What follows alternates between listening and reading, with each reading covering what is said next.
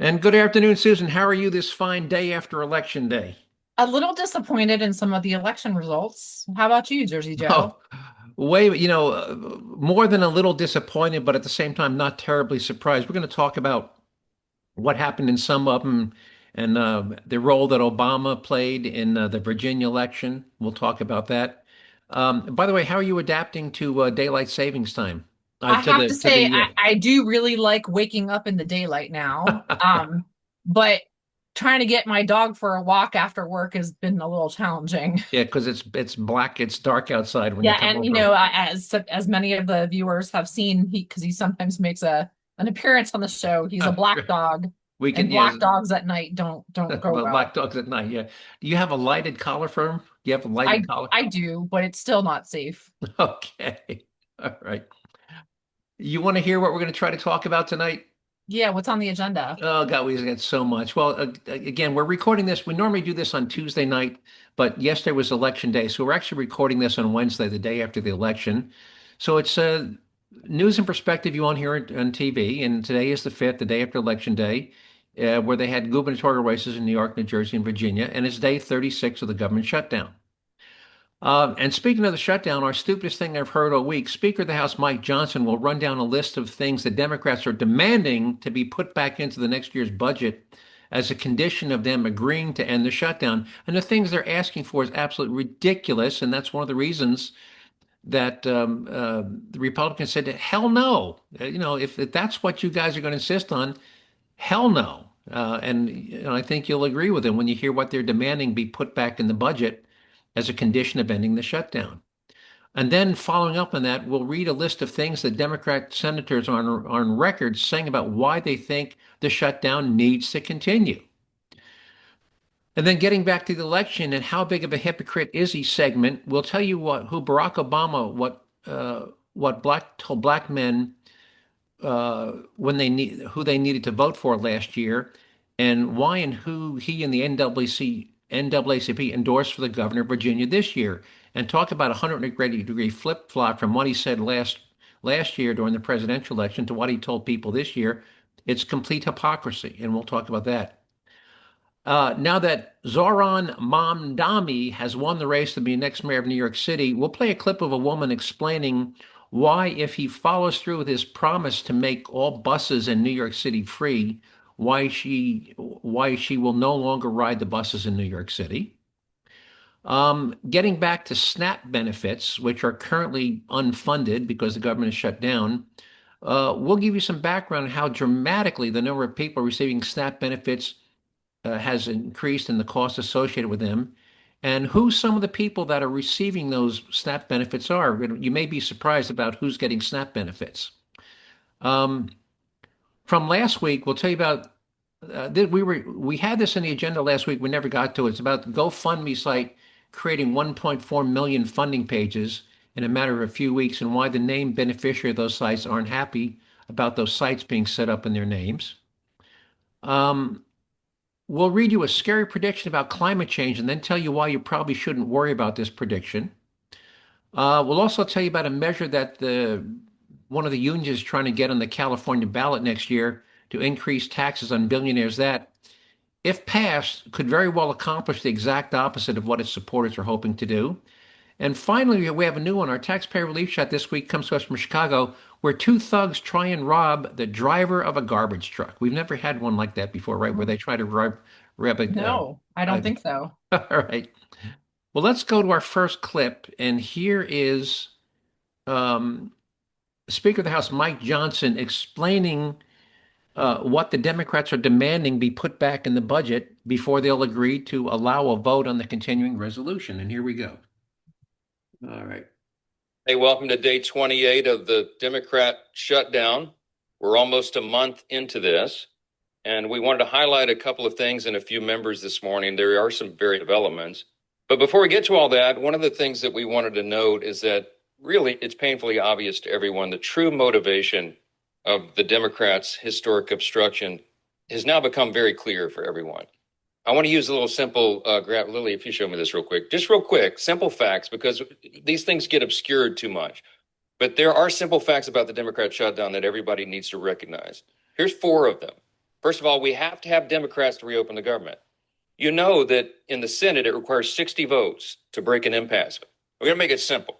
I had my 15-year-old son and some of his friends were together over the weekend, and they wanted me to explain it to them as simply as possible. That's the little formulation, okay? Hey, fellas, remember from civics, you got to have 60 votes in the Senate.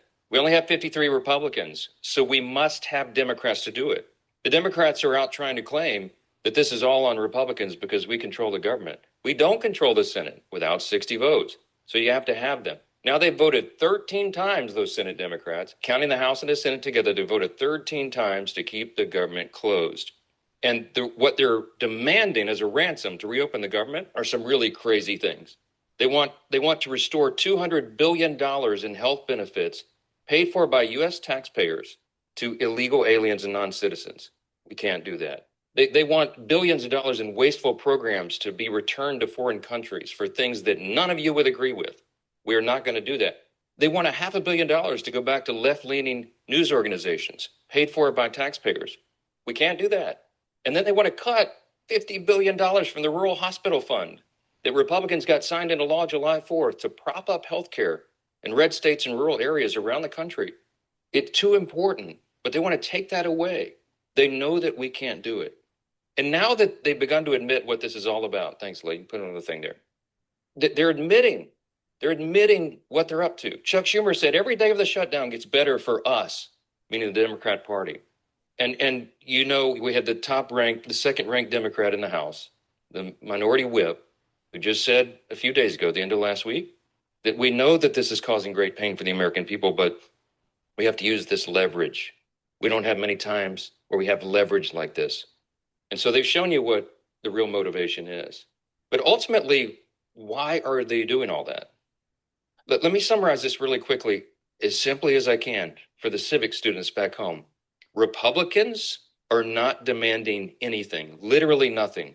All we want is to reopen the government. Good morning, everybody. Welcome to Day. And it's true.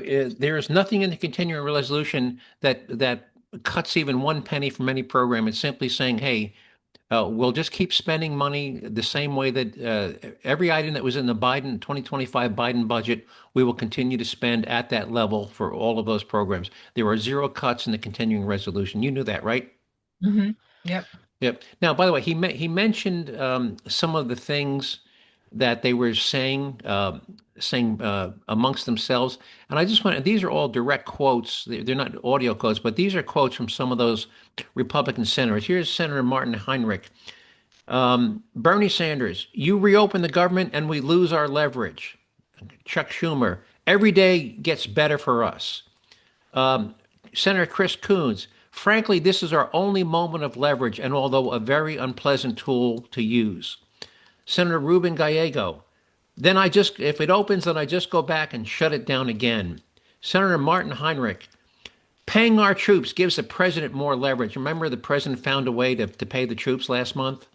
And Martin Heinrich said, he was angry. He said, paying our troops gives the president more leverage. And finally, Congresswoman Kathleen Clark, there will be families that are going to suffer, but is only one of the few leverage items that we have. So they're basically saying, yeah, we know we're using the American public and middle-class families and soldiers and federal workers as pawns, but hey, it's leverage. So they're using the American people, the middle class, the air traffic controllers, TSA workers, and the people that are suffering are people on food stamps, people on various healthcare programs. They're using them as pawns. How despicable is that? I mean, that's my opinion. I don't know what your opinion is. Yeah. Okay. All right, so let's go on to the Virginia election. So for those who are not aware, in Virginia, the two candidates were Winsome Earl Sears, a black woman. She was the lieutenant governor under Governor Greg Yoakum in the Republican governor of Virginia. She was his lieutenant governor. She's a black woman, and she was running against a blonde-haired white woman named of Abigail Spangler, a former CIA intelligence analyst. Now, as we all know today, Abigail Spangler, the white woman, won. Well, she was helped in part by endorsements from nobody, no less than the NAACP, which stands for the what? The National Advancement for is National Association for the Advancement of Colored People, and Barack Obama. They both came out and endorsed the white woman. Now, what is strange, however, is the 180-degree reversal from what Obama told a group of black men just last year when he was out campaigning for Kamala Harris. And here's a quote from Obama to these black to this meeting of black people. He's speaking specifically to the men, and he's chastising them. And what he's telling them with regard to their lack of enthusiasm for Kamala Harris. He said, "We have not yet seen the same kinds of energy and turnout in all corners of our neighborhoods and communities as we saw when I was running. Now, I also want to say that seems to be more pronounced with the brothers," meaning the men. "So if you don't mind, just for a second, I've got to speak to y'all and say that when you have a choice that is this clean, when on one hand you have somebody who grew up like you, went to college with you, understands the struggle and the pain and joy that comes from those experiences, part of it makes me think, and I'm speaking to the men directly, that, well, you just aren't feeling the idea of having a woman as president, and you're coming up with other alternatives and other reason for that." So here he is chastising the black men in the community for not supporting Kamala Harris, and now, literally 12 months later, he's endorsing the white woman. How hypocritical is that? Mm-hmm. So, and here's a black man, by the way, commenting. And here's a quote, and this is a black man shaking his head at what Obama at this change of pace. Here we go. This can't be right. I'm seeing here that the National Association of the Advancement of Colored People, the NAACP, just endorsed Abigail Spanberger for governor of Virginia, who's, let's just say, more white than colored, over the colored woman and Winsome Sears, who would be the first colored governor, female governor of Virginia. They even got Barack Obama to come out, how he said recently, black men need to support black female candidates, I guess, except not now. It's almost as if it's not about skin color, but about party loyalty. So that was his take on it. So, politics, they say, makes strange bedfellows. So here you have the NAACP supporting the white candidate over the black candidate. And that's the state of politics today. Any thoughts on that? Yeah, it does seem very hypocritical. All right. All right. So let's move on to, now that Mamdani has been won the New York City mayoral, and he takes the office, by the way, on January 1st. One of the things I am surprised that New Yorkers voted him in. Well, I am shocked. I'm not. I think that was that's the least surprising of all the elections. I mean, he had such a huge. If you looked at the polls, Cuomo was a distant second, and Curtis Sliwa was an even more distant third. I think going into the election, Mamdani had like a 16-point margin, and I think he won by 20 points. So, it's tough to beat Santa Claus when you promise. When you're Santa Claus and you promise free this, free that, free this. Well, by the way, this is why I'm surprised, though, because how do people think that all these quote free things are going to get funded? Have you ever New heard? Yorkers not realize where all this funding is going to come for all of this free stuff?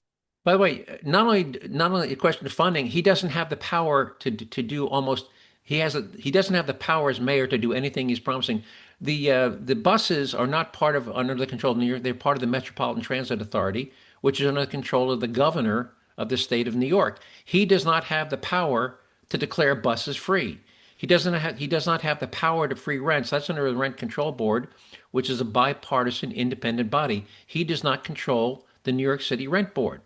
So he's been making promises, but Rush Limbaugh, who's been deceased now for a couple of years, used to refer to people as low information voters. So not only didn't they stop to think of where was the money going to come from, nobody ever stopped to think that, wait a minute, does he have the power to do this stuff? And the answer is he doesn't. And let me play this clip from this woman rather, explaining why what if he does what he's promised he would do if he finds a way to make it happen, why she won't ride the bus anymore. And here we go. Without hyperbole, the slowest buses in the country, 8 miles an hour. We could have this interview walking alongside it and still get there before the bus. Does Mamdani realize what he's saying here? If you talk to bus drivers, you'll hear again and again that a significant number of assaults are tied to the fare box. We found that we decreased assaults on bus drivers by 38.9%. This would eliminate the barrier to vagrants and crazy people getting on the bus with the law abiding. Sir, every nut job in the city will now be able to freely ride the bus under your rule, whereas before you had at least to pay something into the system. So how is this going to reduce assaults on bus drivers and passengers? This is clown world logic. When it comes to public safety, young women like me will be sitting ducks in Mamdani's regime. Let's just say I'm never taking public transportation again. This is what Rob Henderson of the Manhattan Institute calls luxury beliefs.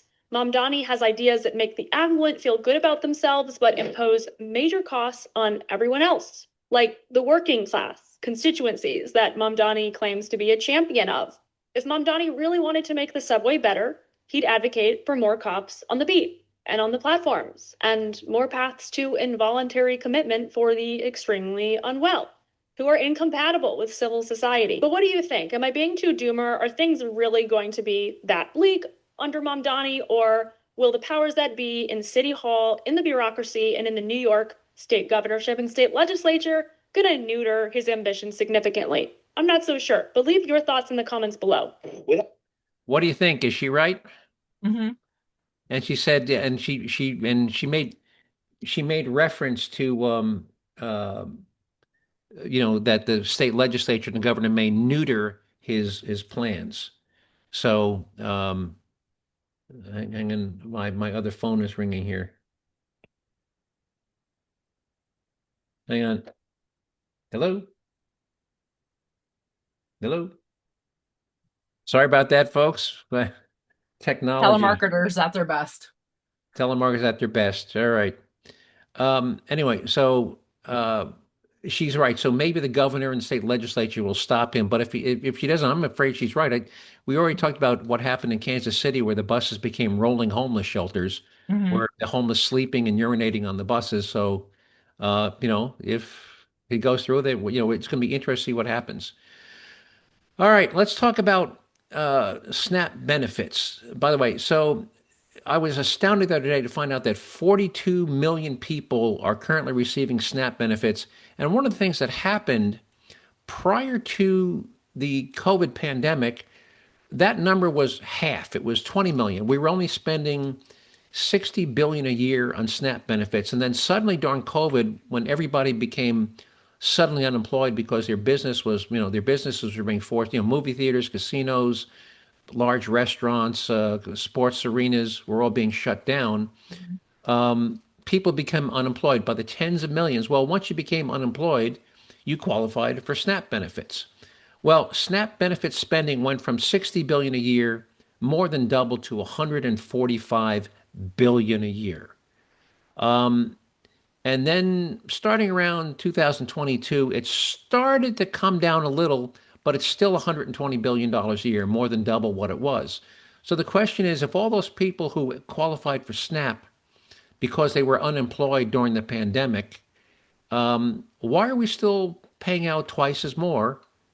You want to guess why we're still paying out twice as more as we were before? Why? Well, here's the Secretary of Agriculture telling you who's still getting SNAP benefits. Here we go. What this conversation has allowed is a national spotlight on a broken and corrupt program. We found one guy in 6 different states getting a benefit. We found about 5,000 people that are dead who are still getting benefits. It is time to drastically reform this program so that 5,000 dead, and that's what they've discovered so far. 5,000. What happened is relatives, family members have died. Maybe some of them died from COVID, but nobody bothered to tell the SNAP program, hey, this person that was, because once you get the EBT card, it just gets reloaded automatically every month. And as long as you have that person's PIN number, you get to use the card. So at least 5,000 dead people, but that's not all. Here's somebody else who have been getting SNAP benefits. And here's another And this is shocking too. The government spends approximately $8.3 billion on SNAP every single month. So if illegals were removed from the payroll, do the math, it would be reduced by the cost of 70%. Like most people, I didn't know about any of this. I had no idea Afghan immigrants were the number one ethnicity, that 59% of illegals were on our payroll. Before the government shutdown, I had no idea. But because the Democrats wanted to weaponize food, because that's what they're doing, so their constituents would be hangry, hungry and angry, going into the holidays, we now know that those tens of millions of illegals Joe Biden aided and abetted to come into this country are collecting food stamps on mine and yours dime. Did you know that? No. Well, let me tell you now, there's a fine line here. Have you heard of when they let them come in from Brazil and Haiti and what was the name they gave? There was Asylum seekers? they had a special class where they say you can come in. In fact, they even sent planes down to bring them in. Were they asylum seekers? Not asylum seekers, but it was those two. But asylum seekers are also qualified, but there was a special classification they gave to these people fleeing Venezuela, fleeing Haiti, and they weren't illegal because they were allowed to come in on a temporary, I think it was parole, if I'm not mistaken, but they weren't admitted seeking asylum. Shame on me for not coming up with the classification they were given, but they were in fact here legally, but on a temporary basis. And I think Venezuela immigrants, hang on, I'm going to look this up.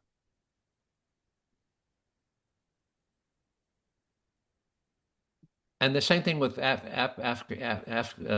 Afghan refugees. Oh, temporary protected status. Okay. Okay. So people from Afghan, fleeing the Taliban. So no, they haven't applied for asylum, although they could. People from Haiti, people from Venezuela, temporary protected status. You've got 5.5 million people were given temporary protected status, and they're all collecting food stamps. Well, that's one of the. So in addition to dead people and people getting, going from state to state, registering for SNAP benefits in state to state, you've got 3 to 5 million non-citizens here on a temporary basis. They're not asylum seekers, although asylum seekers do qualify, but they're here on temporary protected status. Now, Trump has terminated or is attempting to terminate their temporary protected status and saying, hey, you got to go home or you got to leave. But that's why we still have 42 million people collecting food stamps in this country. Did you know that? I didn't know that was that many. All right. Did we talk about the 1.4 million new charity sites? Did we talk about that in a previous podcast? I think we may have, but I feel like they're constantly popping up. Well, for those who aren't aware, we all know GoFundMe. That's, if you've got a friend who has cancer or something, or, you can create a website and people can go to the GoFundMe site, donate money there. GoFundMe takes a commission and then passes on the rest, to whoever the target is. But GoFundMe, nobody asked them. They decided last month, without the knowledge or consent of the named organizations and institutions, to just go ahead and create 1.4 million new donation pages for charities and educational institutions like colleges and universities, without those organizations even knowing about it ahead of time, even though they all had their own. So like if you go Salvation Army, and because you can pay, when you do a Google search, companies can pay to pop up at the top of the list. Oh, yeah, absolutely. All right. Yeah.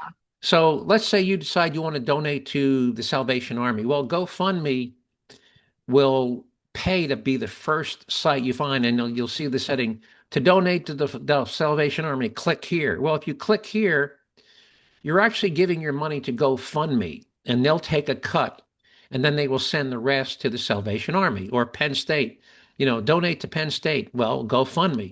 So none of these 1.4 million charitable organizations and educational institutions asked GoFundMe for this. And in fact, the GoFundMe site is now competing with their own sites. And by the way, if you contribute to your college or university or the American Cancer Society through GoFundMe, they'll never know who you are because GoFundMe just sends them a lump sum check. They don't get a list of who donated. Actually, they do. I have donated to a couple of friends through GoFundMe, and they do actually know who sent them the money. Oh, okay. Well, thank you for correcting You me. can Okay. you can request to be anonymous, Okay. but unless I, as the donor, checked off that little box that says I want to remain anonymous, the recipient will know who got that money. Well, thank you very much for correcting me. But again, if you want to make a donation to your college or to your favorite charity, do it directly to their website. Do not go through GoFundMe. Otherwise, the organization you're donating to will not get 100% of the money you're donating. So, all right. How much time we got? Oh, you got about 7-8 minutes. All right. I want to read you a very scary prediction. This is based. So here's a climate change, and this is. Let me tell you how. You tell me how scary this is. This is from the Associated Press. The Arctic Ocean is warming up. Icebergs are growing scarcer, and in some places, the seals are finding the water too hot, according to a report to the Commerce Department yesterday from the consulate in Bergen, Norway. Reports from fishermen, seal hunters, and explorers all point to a radical change in climate conditions and hitherto unheard of temperatures in the Arctic zone.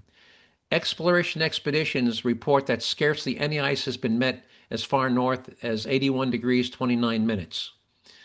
Soundings to a depth of 3,100 meters, which is 10,000 feet, showed the Gulf Stream still very warm. Great masses of ice have been replaced by moraines of earth and stones. The report continued, while many points of well-known glaciers have entirely disappeared, very few seals and no whitefish are found in the eastern Arctic, while vast shoals of herring and smelt have never been ventured so far north before are being encountered. Within a few years, it is predicted that due to the ice melt that the sea will rise and make most coast cities uninhabitable. Now, that's pretty scary, isn't it? Yeah. Now, I have to apologize. That actual report that I just read, I forgot to mention that it was from November 2nd of 1922. And it was republished. It was reported by the Associated Press and published in the Washington Post 96 years ago. Now, remember, that is the era of the Model T Ford emissions and possibly from horse and cattle farts. So how scary was that 96 years ago? And did anything that they're predicting 100 years later to come true? No. No. Okay. And we've talked about this many times. You have shared pictures of the sea height depth of the water, at different times, and it varies, here and there. Some are greater, some are less, but the overall change is not. Yeah. And it goes back to the old ice cube in a glass, symbolism too. So that none of that has actually happened. None of that's happened, and the Arctic ice has actually regrown. So it ebbs and flows, it comes and goes. All right. Real quick, I want to talk about the ballot measure that the SEIU is the Service Employees International Union. These are the people that work in kitchens and people that make the beds in hotels and the people that do janitorial work, like they come into office buildings late at night and vacuum the rugs and mop the floors. That's the SIEU. All right, it's basically service workers. Well, they're sponsoring a message, a measure to get on the ballot next year for California that would, if passed, assess not an income tax, but a wealth tax, a 5% wealth tax on billionaires, and it will be based upon their calculated wealth on December 31st of this year. Well, let me give you an example. You know who Larry Ellison is? No, I don't think I know that name. He's the guy that founded Oracle software. Oh, yeah. All right. Now he's retired now. But he founded Oracle, and based on the stock he owns, that stock today is worth $320 billion. Now, if that ballot measure goes through, he would have to pay 5% of $320 billion. How good's your math? What's 5% of $320 billion? I think I need a calculator for that. Well, I'll tell you what, it's 10% divided by 2. So 10% of 32 billion, 320 would be 32, and half of that is six. So he would have to pay 16 billion in taxes on that accumulated wealth to the state of California. But to get 16 billion in cash, he doesn't have that in his checking account. So how would he get 60? Well, he'd have to sell stock. And when he sells his stock, he would be making a profit. So if he only sold 16 billion after he paid income taxes to both the federal government and the state of California on that stock sale, he wouldn't have enough. So how much would he have to sell? Well, he'd have to sell 20 billion of his stock to net 16 billion after income taxes to pay that wealth tax. So let me ask a question. If you were Larry Ellison and you were looking at paying of having to pay $20 billion in taxes, would you consider moving your primary residence to some state other than California? Absolutely. If it was half that, 10 billion, would you move your primary residence? Yeah, absolutely. So the big question that nobody in California is asking, would people like Larry Ellison, Mark Zuckerberg, and by the way, there's over 100 other billionaires living in California, would they move, would many of them or majority of them move and change their primary residence to a different state to save billions of dollars in taxes? And I think the answer is yes. Absolutely. Absolutely. So that's where we are. All right. Anything else we want to move on to our taxpayer relief shot? No, yeah, we only have about 4 minutes left. All right, here we go. Chicago.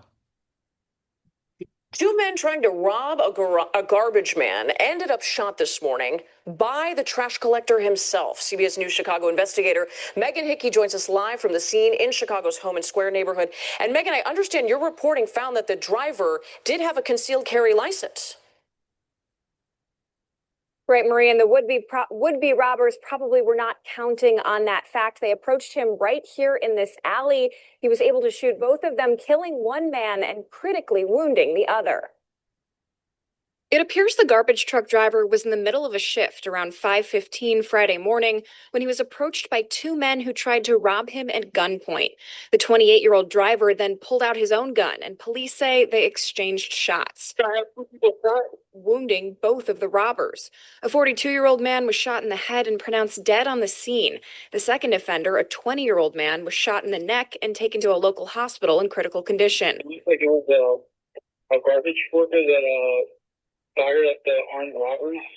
There's two firearms on scene. The driver wasn't hit, but was still transported to a local hospital. Okay, let me get that over this garbage truck guy complaining about testing. And within minutes, police on the scene were able to confirm that driver was licensed to carry the gun. As I keep pointing out to people, only the victim and the perpetrator is at the scene of the crime. And so you're on your own. Illinois State Rifle Association Executive Director Richard Pearson tells me it's no surprise they've received more and more reports of CCL holders defending themselves in serious situations like these. According to Illinois State Police data, last year more than 128,000 residents applied for a license to carry a concealed weapon in Illinois. That's the highest number of applications in at least 10 years. I'm going to end it there, but you can imagine last year alone, that's not the total. That's just the new applications. 128,000 residents applied for a concealed carry permit in Illinois last year.